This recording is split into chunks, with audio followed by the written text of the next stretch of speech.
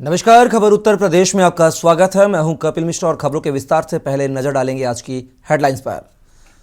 गाजीपुर में जेपी नड्डा और सीएम योगी ने भरी हुंकार, पहली रैली कर 2024 चुनाव की दी धार, विरोधियों पर किए वार, गिनाए अपने काम। मशहूर शायर वसीम बरेलवी से मिले अखिलेश, मुलाकात के बाद सामने आई भावुक करने वाली तस्वीर, सड़क हादसे में हुए थे घायल। श्री कृष्ण जन्म भूमि और शाही ईदगाह केस की सुनवाई पूरी, मुस्लिम पक्ष की तरफ से अमीन सर्वे का विरोध, 25 जनवरी को होगी अगली सुनवाई।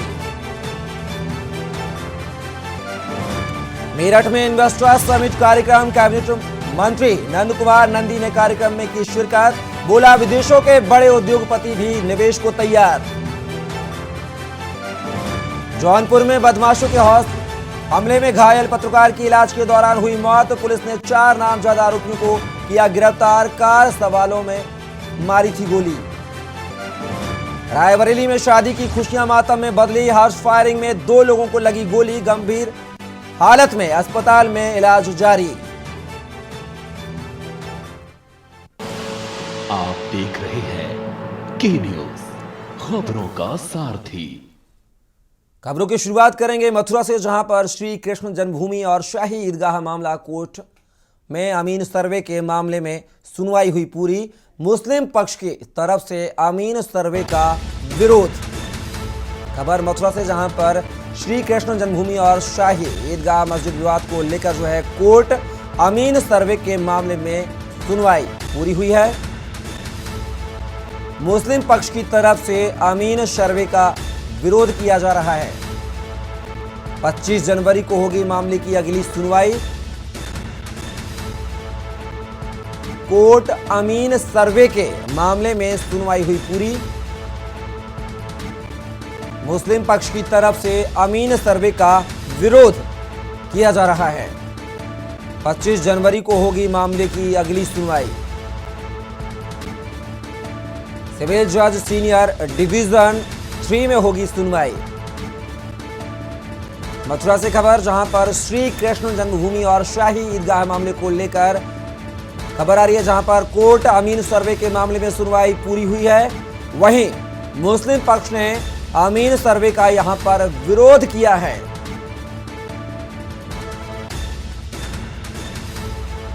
इस खबर पर हमारे साथ हमारे संवाददाता मथुरा से गिरधर पचौरी हमारे साथ जुड़ चुके हैं। गिरधर, अगर बात की जाए यहाँ पर जो कोर्ट के मामले की जो सुनवाई है पूरी हो चुकी है, लेकिन यहाँ पर मुस्लिम पक्ष ने जो है अमीन सर्वे का विरोध किया है, क्या कुछ जानकारी? जी बिल्कुल, मैं अपने दर्शकों को बताना चाहूंगा कि आज श्री कृष्ण जन्मभूमि में शाही ईदगाह विवाद मामले में सुनवाई हुई थी, जिसमें अमीन सर्वे के मामले में आज सुनवाई पूरी हुई है। मुस्लिम पक्ष की तरफ से पूरे मामले में अमीन सर्वे रिपोर्ट का विरोध किया गया है।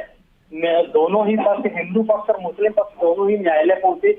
न्यायालय में दोपहर बाद 3 बजे इस पूरे मामले में सुनवाई हुई।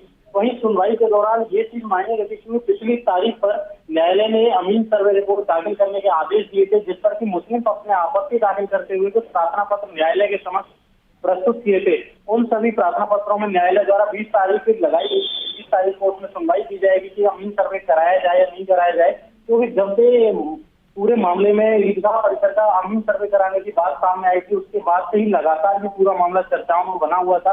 उसी को लेकर सभी की निगाहें आज न्यायालय पर टिकी हुई थी, लेकिन इस पूरे मामले में न्यायालय ने दोनों पक्षों की सुनवाई करते हुए 25 जनवरी की तारीख नियत कर दी है और 25 जनवरी को तय हो पाएगा कि पूरे मामले में अमीन सर्वे होना है या नहीं हो पाएगा। गिरधर, लेकिन सबसे बड़ा सवाल यह है कि जब मामला कोर्ट में है, कोर्ट अगर दिशा निर्देश दे रहा है कि अमीन सर्वे कराया जाए, तो आखिर मुस्लिम पक्ष को इस पर ऐतराज क्यों है? यह सबसे बड़ा सवाल।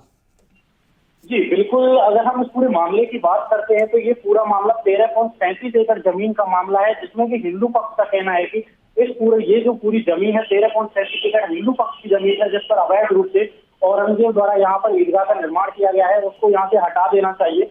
इस पूरे मामले में जो मुस्लिम पक्ष की अगर हम बात करते हैं तो मुस्लिम पक्ष पूरे मामले को नकारते हुए नजर आता है। उसका कहना है कि ये जो बाग डाला गया है पूरी तरह से गलत है, इसलिए उनका कहना है कि पूरे मामले का अमीन सर्वे की कोई भी कार्रवाई होना पूरी तरह से गलत है, क्योंकि हिंदू पक्ष के द्वारा ये मुकदमा गलत डाला गया है। चलिए गिरधर, आप पूरे मामले को लेकर नजर बनाए रखेगा। फिलहाल आप हमारे साथ जुड़े, तमाम जानकारी साझा की उसके लिए बहुत बहुत शुक्रिया आपका।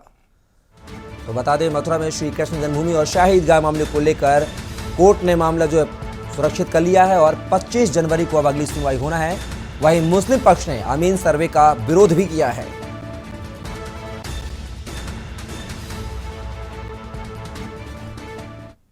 और खबर चंदौली से, जहां पर जीआरपी ने चेकिंग के दौरान पकड़ा कैश। खबर चंदौली से आपको बता रहे हैं, जहां पर जीआरपी ने चेकिंग के दौरान कैश बरामद किया है। 2 लोगों के पास से बरामद किया है 28 लाख का कैश। 500 के बंडल के रूप में मिला 28 लाख रुपए का कैश यहां पर बरामद किया गया है। बिहार के आरा निवासी दोनों युवकों को पुलिस ने पकड़ा है। आपको बता दें, पकड़े गए दोनों आरोपी बिहार के बताए जा रहे हैं। रुपए के संबंध में दोनों युवक नहीं दिखा पाए वैध कागजात। जीआरपी आयकर विभाग को कार्यवाही के लिए दी गई सूचना। डीडीयू जीआरपी को दिलदार नगर स्टेशन से मिली बड़ी सफलता। खबर चंदौली से, जहां पर जीआरपी ने चेकिंग के दौरान पकड़ा लाखों की मात्रा में कैश। 2 लोगों के पास से बरामद किए 28 लाख रुपए।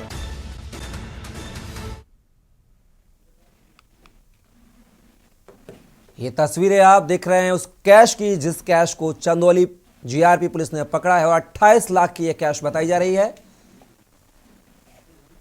मौके से 2 युवकों को भी गिरफ्तार किया गया है। 26 नवंबर को अलर्ट को देखते हुए दिलदार नगर रेलवे स्टेशन में चेकिंग चल रही थी। 2 लड़के संदिग्ध अवस्था में दिखाई दिए। उनके पास से 28 लाख रुपए बरामद हुआ। उस 28 लाख रुपए के संबंध में कागजात तलब किए गए, इन्होंने नहीं दे पाए। अवैध रूप से लेके जा रहे थे बिहार। इस संबंध में आयकर विभाग और जीएसटी को सूचना दे दी गई है। विधिक कार्रवाई की जाएगी। ये दोनों युवक मिहिर गुप्ता और सनी गुप्ता आरा के रहने वाले हैं और ये बनारस से आरा जा रहे हैं। सारथी। ब्रेक के बाद पुनः आपका स्वागत है। खबरों में आगे बढ़ेंगे, बात करेंगे बीजेपी लोकसभा चुनाव 2024 की तैयारियों में अभी से जुट गई है, जिसका आगाज बीजेपी ने राष्ट्रीय अध्यक्ष जेपी नड्डा गाजीपुर से कर दिया है। जेपी नड्डा ने एक जनसभा को संबोधित करते हुए विपक्ष पर कई प्रहार किए हैं। वहीं सीएम योगी ने भी पूर्वांचल एक्सप्रेसवे, मेडिकल कॉलेज और गंगा विलास का जिक्र करते हुए सरकार की सफलताओं के बारे में बताया। पवहारी बाबा आश्रम में बीजेपी के राष्ट्रीय अध्यक्ष जेपी नड्डा ने गाजीपुर में पूर्व सैनिकों से संवाद किया। जेपी नड्डा बोले, मेरी आपसे अपील है कि फसली बटेरों से दूर रहें। भारत ना टूरिज्म करता है ना सहता है, सबको पता है आतंकवाद शब्द कहां से आया है। सीएम योगी ने गाजीपुर के मंच से विपक्ष पर कई हमले किए। सीएम ने कहा, डबल इंजन की सरकार ने अपराध को खत्म करने का काम किया है। अपराधियों पर कैसे लगाम लगाई जाए, इसका जीता जागता उदाहरण गाजीपुर है। पूर्वांचल एक्सप्रेसवे ने तो पूरा काया ही बदल दिया है। पहले गाजीपुर से लखनऊ जाने में 7 से 8 घंटे लगते थे, आज 2.5 घंटे में पहुंच जाते हैं। ये चीजें दिखाती है कि विरासत के प्रति सम्मान का भाव क्या होता है,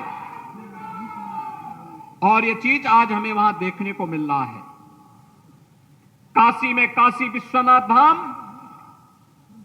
और अभी हम इससे पहले पोहारी बाबा के आश्रम में गए थे। पूर्व सैनिकों के साथ संवाद किया था। संवाद का एक क्रम किस रूप में आगे बढ़ा।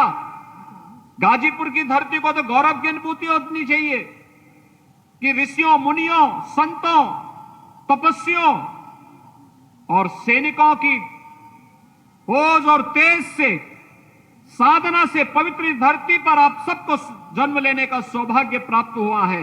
और आज भारतीय जनता पार्टी के राष्ट्रीय अध्यक्ष जी, डबल इंजन सरकार के द्वारा जो कार्य हुआ है, सरकार और संगठन ने मिलकर के जिस प्रकार का कार्य किया है, जो परिवर्तन दिखा है, एक और विकास का कार्य बिना भेदभाव के, शासन की योजनाओं का लाभ बिना भेदभाव के, और दूसरी तरफ सुरक्षा के लिए खतरा बने हुए पेशेवर अपराधी और माफियाओं के साथ किस प्रकार की कार्रवाई होनी चाहिए, उसका जीता जागता उदाहरण तो आपका ये गाजीपुर की धरती बना है। और इसीलिए भाइयों बहनों, आज हर एक क्षेत्र में गांव की कनेक्टिविटी हो, पूर्वांचल एक्सप्रेसवे ने तो आपकी पूरी कायाकल्प बदल दी। पहले यहां से गाजीपुर से लखनऊ जाने में 7 से 8 घंटे लगते थे, आज मात्र 2.5 से 3 घंटे में आप गाजीपुर से लखनऊ पहुंच सकते हैं। पूर्वांचल एक्सप्रेसवे का लोकार्पण आदरणीय प्रधानमंत्री जी के कर कमलों से होने के बाद कमाल आपके पास है। आज आपके पास अपना मेडिकल कॉलेज है कि चाहे हाईवेज हो, चाहे रेलवेज हो, चाहे इंटरनेट हो, चाहे विकास की दृष्टि से कार्य हो, चाहे निवेश की बात हो, उत्तर प्रदेश छलांग लगाता हुआ योगी जी के नेतृत्व में आगे बढ़ रहा है। इस बात को भी हमको समझना चाहिए। अगर मोदी जी केंद्र से उत्तर प्रदेश को पैसा दे रहे हैं, मोदी जी पहले भी देते थे, अखिलेश के जमाने में भी हम पैसा देते थे, मैं ही स्वास्थ्य मंत्री था, ऊपर से हम पैसा डालते थे, नीचे कटोरे में छेद था, कहीं और जाता था पैसा, कहीं और निकल जाता था, धरती पर नहीं लगता था।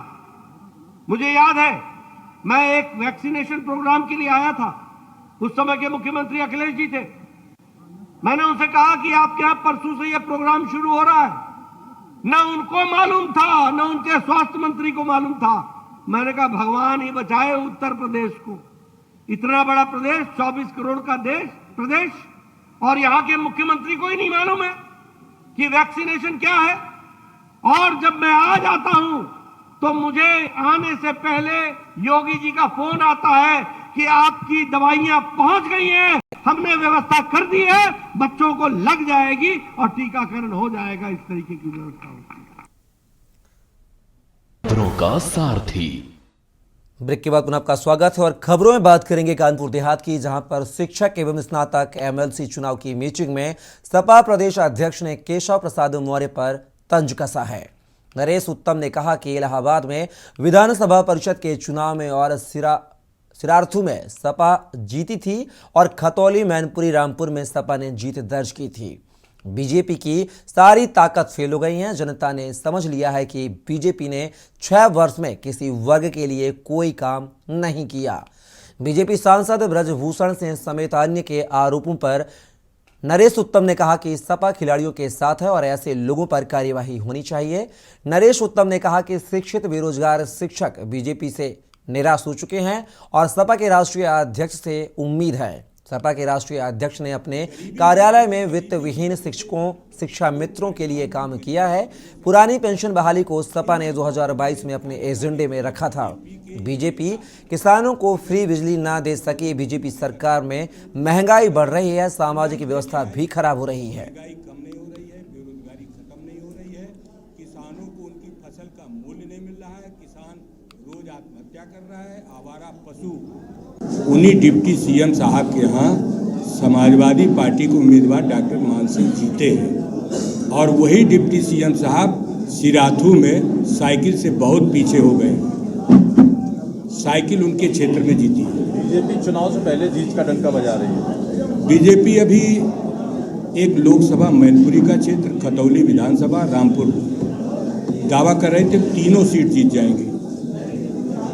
समाजवादी पार्टी और समाजवादी पार्टी संबंधित जो हमारा गठबंधन है वही चुनाव जीता है, जबकि अनेक अनियमितताएं भारतीय जनता पार्टी ने किया, सरकार को आगे किया, पार्टी के आगे, लेकिन फिर भी बीजेपी को जनता ने नकार दिया क्योंकि जनता को बीजेपी से अब कोई आशा दिखती नहीं है।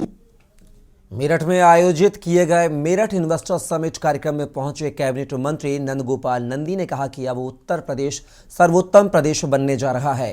देश के सभी प्रदेशों में उत्तर प्रदेश अकेला ऐसा प्रदेश होगा जिसमें सबसे अधिक उद्योग होंगे। भारत के ही नहीं बल्कि विदेशों के बड़े उद्योगपति उत्तर प्रदेश में निवेश करने के लिए आगे आ रहे हैं।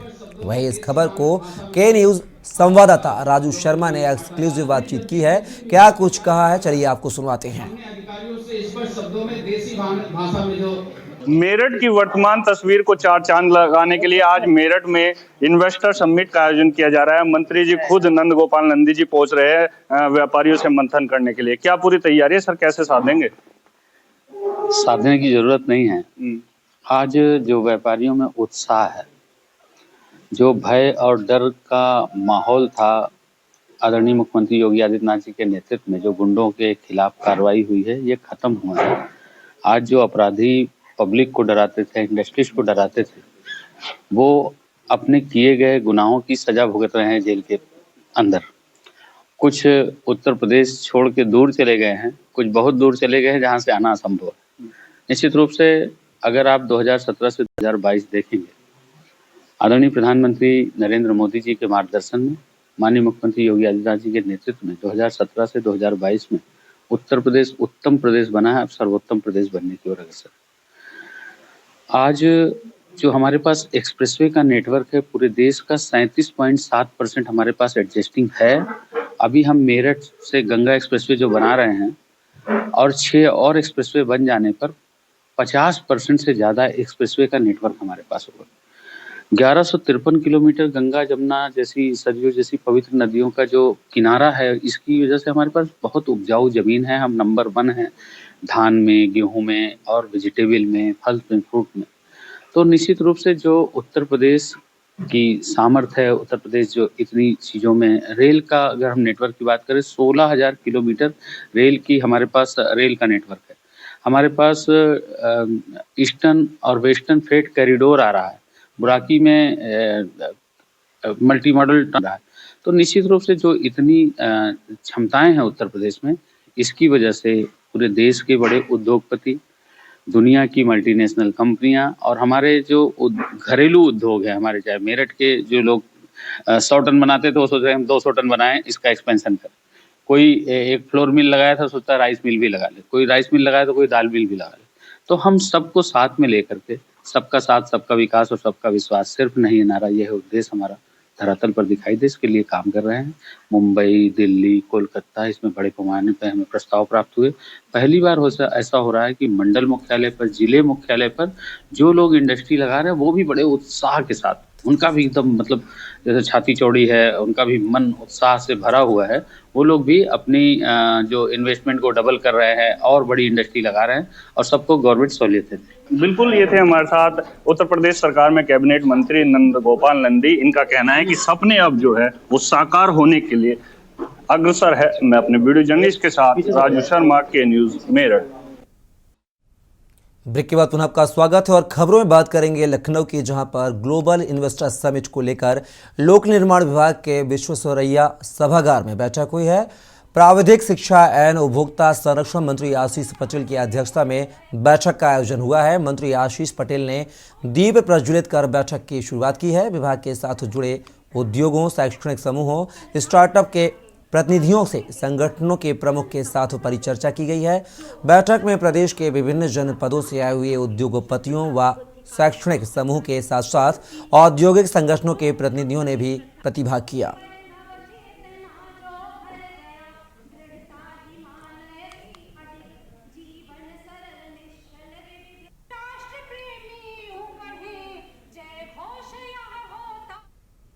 खबर रायबरेली से है, जहां बारात में खुशियों का माहौल चल रहा था। लोग खुश नजर आ रहे थे और इसी खुशी के दौरान हॉर्स फायरिंग करते समय 2 युवकों को गोली लग गई, जिन्हें महाराजगंज CHC में से जिला अस्पताल रेफर कर दिया गया है और शादी का माहौल गम में बदल गया है। जहां गोली लगने से एक युवक को जिला अस्पताल के ट्रॉमा सेंटर रेफर किया गया है, तो वहीं दूसरे की हालत अभी भी गंभीर बनी हुई है। बता दें कि मामला महाराजगंज थाना क्षेत्र के नरेठ गांव का है, जहां राम अवध यादव के बेटे के तिलक समारोह का कार्यक्रम चल रहा था। दोनों पक्ष के लोग खुशी का इजहार कर रहे थे। वहीं एक युवक के द्वारा हॉर्स फायरिंग की गई, जिसमें 2 लोगों को गोली लग गई। तिलक समारोह की खुशियां मातम में तब्दील हो गई। घटना की सूचना पर पहुंची पुलिस ने बंदूक को जब्त करके आरोपियों की गिरफ्तारी के प्रयास शुरू कर दिए हैं।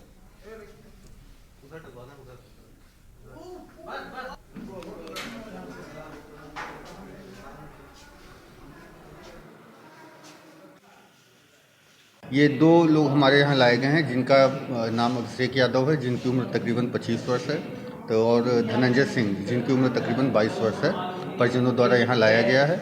दोनों के पैरों में चोट लगी है और उनको भर्ती भी किया गया है और सर्जन साहब आकर उनको देख रहे हैं। परिजनों द्वारा बताया गया है कि इनको हॉर्स फायरिंग के दौरान शायद गोली भी लगी है। खबर जौनपुर से है, जहां बुधवार को बदमाशों की गोली के शिकार पत्रकार अमिताभ मिश्रा की इलाज के दौरान अस्पताल में मौत हो गई है।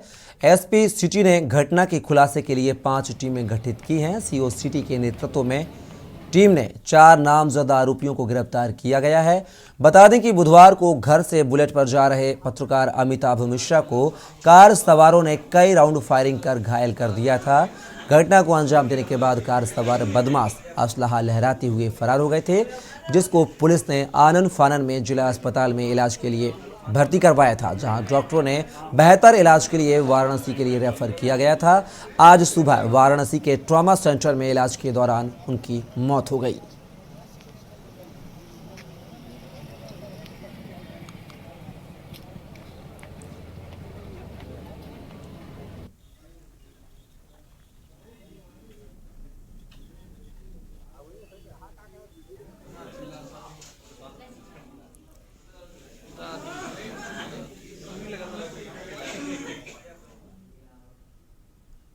ललितपुर के Malthone toll plaza UP-MP border पर 15 मई को हुई एक घटना में एक ट्रक ड्राइवर को लूट लिया गया था और उसके साथ मारपीट भी की गई थी, जिससे उसकी मौत हो गई थी। इस सिलसिले में जब उस घटना में शामिल 3 युवकों को पुलिस ने गिरफ्तार किया, जिनके पास एक ट्रक ड्राइवर का मोबाइल नंबर एवं अवैध कट्टा और लूटे गए 8 रुपए बरामद किए गए हैं एवं मोटरसाइकिल जो कि सागर से चुराई गई थी वह भी बरामद हुई है। वहीं तीनों अभियुक्तों को पुलिस ने गिरफ्तार कर जेल भेज दिया है। इनमें से 2 अभियुक्तों पर पहले से कई आपराधिक मामले दर्ज हैं।